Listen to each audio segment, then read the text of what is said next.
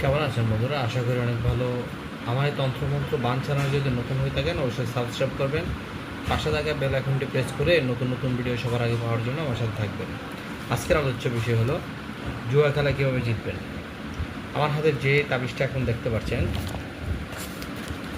খেয়াল করুন, এই তাবিজটা জুয়া খেলার তাবিজ, খুবই মারাত্মক একটা তাবিজ। আপনারা চাইলে এটা নিতে পারেন। 1010 টাকা পড়বে।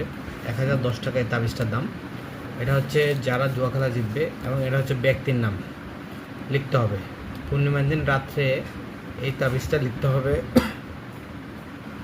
লাল কলম দিয়ে। এই লাল কলম দিয়ে লিখতে হবে, লাল কালি দিয়ে লিখে পূর্ণিমার দিন ছেলে হলে ছেলে, যে ছেলে খেলবে ওই ছেলের নাম দিবেন, এবং এটা বৃহস্পতিবার, বুধবার এবং সোমবার দিন দিনের বেলায় দিতে হবে, ডান হাতে দিতে হবে।